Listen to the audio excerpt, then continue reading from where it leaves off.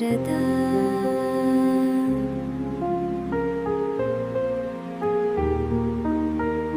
උමායි වේලුයි නැතුව අද බංගලෝ එකම පාළුයි. ඒක නම් ඇත්ත මාත්‍යා. අප්පා ඉක්මනට එයි. දැන් සාරදාට වයස කීයද? මට 25යි මාත්‍යා. කෝ සාරදාගේ යාළුවෝ ටික ගෙදරද? මොනේ යාළුවද මාත්‍යා? ඇයි ඔයාගේ එළු රංචුව? එදා කිව්වේ ඒ ඔයාගේ යාළුවෝ කියලා. ආ. එයාලා ඉන්නේ අන්නගේ ෆාම් එකේ. ෆාම් එකේ තියෙන ගොඩක් දුරද? නැහැ මහත්තයා. අපේ ගෙදර කිට්ටුවමයි. මේ මාත්‍යා මහත්තයා මාත් එක්ක තරහ නැහැ නේද? ඒ මොකටද සාරදා? මාත්‍යා කවුද කියලා හරියට නොදැන මම කරපු වැඩවලට. ඒවට මම වෙලාව ආවම රිටර්න් එක දෙන්නම්. මහත්තයා නැති වෙලාවේ කාමරයට ඇතුළු වුණා කියලා මට බැනුම් අහන්නත් වෙයිද දන්නේ නැහැ. ඒත් ඉතින් මෙහෙම අපිලිවෙලට තියන්න පුළුවන්ද? මෙයා නම් කිසිම පිළිවෙලක් නැති මිනිස්සෙක්. බඩු හැම තැනම. හැබැයි ඉතින් මේ ඇඳුම් වල පුදුම සුවඳක් තමයි ඉන්නේ. මේ වගේ සුවඳ බල ඉද්දි කවුරු හරි ආවොත් මම ඉඳලා ඉවරයි. මේ සෙන් බෝතලෙන් ටිකක් ගහගත්තොත් අහුවෙන එකක් නැහැ නේද? අම්මෝ මේක මාර සුවඳයිනේ.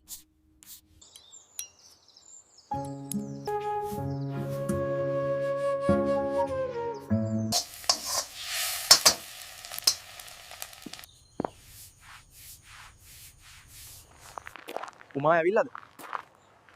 මේ මිනිස්සු අසනීපෙන් ඉද්දි මගේ ඇඳුම් ටිකක් සෝදලාද? උමායි වේලුයි ආවද සාරදා? මහත්තයා ආවද? අම්මයි අප්පයි තවම ආවේ නැහනේ. එතකොට අර වැලේ මගේ රෙදි සෝදලා දාලා තියෙන්නේ. ඒවා මම සේදුවේ මහත්තයා. කවුද දැන් සාරදාට ඕවා කරන්න කිව්වේ? අද අම්මා නැති නිසා මම වැඩ කළේ මහත්තයා. එක දවසක් වැඩ කළේ නැහැ කියලා ප්‍රශ්නයක් නැහැ. මට මගේ වැඩ කරගන්න පුළුවන්. අපොයෝ කාමරයට ගියාම මට ඒක තේරුණා. මොකද්ද කිව්වේ? දැන් මහත්තයාට කරන්න වැඩක් නැහැ. මම හැමදේම කරලා තියෙන්නේ. හරි. දැන් සාරදා ගෙදර යන්න. දැන් ඇති. වැඩ කරා.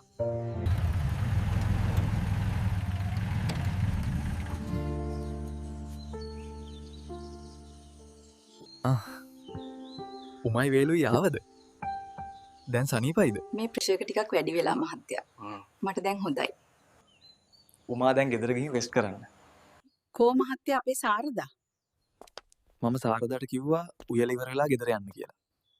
සාරදා ගෙදර ඇත්තේ. හොඳයි මහත්තයා. මම එහෙනම් ගෙදර ගිහින් හෙට එන්නම්. උමා ඉස්සෙල්ලා හොදටම සනීප වෙන්න ඊට පස්සේ වැඩට එන්න. මෙන්න මේ සල්ලි ටික තියාගන්න. මේ මොකටද මහත්තයා? බෙහෙත් වලට ගිය වියදම්. අනේ මහත්තයා අපිට මෙච්චර වියදම් උනේ නැහැ. ඒකට කමක් නැහැ උමා. ඔක තියාගන්න. ගොඩක් පින් මාත්‍යට. අද නම් හරිම සීතලයි නේද වේලු? අද සීතල වැඩි තමයි වෙනදට වඩා. මම මාත්‍යට කෝෆි එකක් හදන් ගෙන්නද? පස්සේ බොමු වේලු. තාම ඩිනර් ගත්තා විතරනේ. එහෙනම් මාත්‍යට කොෆි එකක් බොන්න හිතුන ගමන් කියන්න මම හදලා දෙන්නම්. හරි හරි. ඒක නෙමෙයි. වේලුට කොහොමද උමාව හමු වුනේ? ඒක දිග කතාවක් මාත්‍යා. වේලු කැමති නම් මටත් ඒ කතාව කියන්නකෝ. මම උමාව මුලින්ම දැක්කේ වත්තේ කෝවිලේදී. මහත්තයට කියන්නේ ඒ කාලේ උමා හරි ලස්සනයි. හරියට නිලියක් වගේ. ඉතින් වේලු උමාව දැක්ක ගමන් ගිහින් කැමැත්ත ඇහුවද? අපෝ නැහැ මහත්තයා. උමා හිටියේ යාගේ අප්පා එක්ක. එදා තමයි මට උමා ගැන ආදරයක් හිතුනේ. මම එයා දිහා බලාගෙන ඉද්දි එයා ඒක දැක්කා. හැබැයි මම එදා එයාට කිසිම දෙයක් කිව්වේ නැහැ. ඒ කියන්නේ වේලු උමාට ආදරය කරන එක නැවැත්තුවද? නැහැ මහත්තයා. මම හැමදාම උමාට ආදරය කළා. ඒත් උමා ආයේ කවදාවත් මට හමු වෙන එකක් නැහැ කියලා හිතුවා. ඉතින් කොහොමද ආයේ වේලුට උමාව හමු වුනේ? දවසක් මම අසනීප වෙලා ඉස්පිරිතාලේ ගියා. අහම්බෙන් වගේ උමත් ඇවිල්ලා හිටියා. උමාගේ අප්පට සනීප නැතුව. උමා ඉන්නවා දැක්කම මගේ ලෙඩක් තිබෙහිම හොද වුණා. මම කොහොම හරි උමාගේ ගෙදර තියෙන තැන අහගත්තා. ඉතින් වේලු ගියාද උමාව බලන්න? ගියා විතරක් නෙමෙයි මම උමාව කොහොම හරි වත් වැඩටත් ගෙන්න ගත්තා. ඒ වෙද්දි උමත් මට කැමැත්තෙන් හිටියේ. ඒ පස්සේ කාලයක් ගිහිල්ලා අපි කසාද බැන්දා. කසාදෙන් පස්සේ ඌමා වත්තේ දලු කඩන එක නතර කරලා බංගලාවේ වැඩට ආව මාත් එක්ක. හරි ලස්සන ආදර කතාවක් නේ උමාටයි වේලුටයි තියෙන්නේ. අපේ මහත්තයාටත් නෝන කෙනෙක් ඇති නේද? අනේ නැහැ වේලු. කලින් නම් හිටියා. දැන් නම් කවුරුත් නැහැ. මොකද්ද බං කෙල්ලේ ඔබ අද ඇදපු ඇඳුම් වල මේ තරම් එන සුවද? මට මේ සුවද හොදට හුරුයි. බංගලාවේ මහත්තයාගේ සැන්ඩ් සුවද වගේ. අයියෝ අම්මා කැගහන්න එපා. අන්නට ඇහුනොත් මට බංගලාවට යන්න දෙන එකක් නැහැ. මහත්තයාගේ සැන්ඩ් සුවද කොහොමද ඔබේ ඇඳුම් වලින් එන්නේ? මම උදේ මහත්තයාගේ කාමරේ අස්පස් කරන්න ගිය වෙලාවේ සැන්ඩ් බෝතලේ අරන් පොඩ්ඩක් ඇඟට හලාගත්තා. මේ ඒ සුවද අපොයි කෙල්ලේ උඹත් කරන වැඩ. ඔක මහත්තයා දැක්කනම් අපිට බංගලාවේ වැඩක් නැති වෙනවා. උඹ හදන්නේ අපේ රස්සාවත් නැති කරන්නද? අයියෝ අම්මා මහත්තයා එහෙම කෙනෙක් කියලා මම හිතන්නේ නැහැ. ඒකෙන් කාරි නැහැ. මහත්තයාගේ සැන්සුවද ඔබේ ඇඳුම් වලින් ආවොත් මේ වත්තේ කාලා ඔබට වෙන වෙන කතා කියන්නත් බැරි නැහැ. මහත්තයා ළඟින් එන සුවද මගේ ළඟින් ආවා කියලා වත්තේ උන්ට පුළුවන් ද මහත්තයාට කතා හදන්න? මම නිකමට කිව්වේ. කොහොම වුණත් මහත්තයා ඉක්මනින් කසාදයක් කරගෙන නෝනා කෙනෙකුත් බංගලාවට ගෙනාව නම් ගොඩක් හොඳයි. වත්තෙන් යන්න බලාගෙන තමයි එහෙම කරන්න වෙන්නේ. අනිත් එක මහත්තයලට විතරද සෙන් ගහන්න පුළුවන්. ඇයි අපිට බැරිද? හෙලෝ අත්තේ මහත්තයා. ගෙදරින් ගියාමයි නිකමටවත් අපිව මතක නැහැ නේද? අයියෝ අක්කා මට ඔයාවයි අම්මවයි නිතරම මතක් වෙනවා. මේ දවස්වල එක්සෑම් කිව්වා නේද? ඒකයි මම ඩිස්ටර්බ් නොකළේ. ඔව් මල්ලි. කොලෙජ් එකේ ෆයිනල් එක්සෑම් එකනේ. ඊයේ තමයි ඉවර වුනේ. ඊට පස්සේ ඉතින් දොස්තර නෝන කෙනෙක්නේ.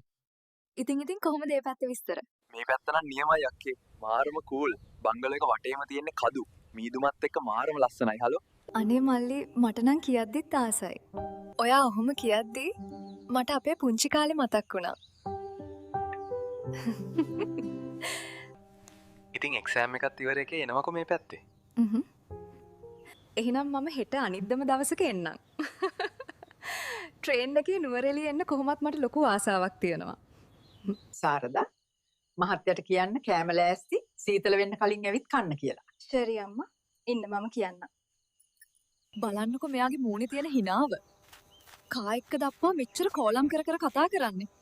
එකත් එකටම කෙල්ලෙක් වෙන්නේ නැති. එහෙනම් ඔයා එද්දි මට කියන්න. මම එන්නම් ස්ටේෂන් එකට ඔයාව ගන්න. හරි මල්ලි. එහෙනම් පරිස්සමෙන් ඉන්න. බුදු සරණයි. බුදු සරණයි අක්කා. මම මේ ආවේ කෑම ලේස්ති කියන්න.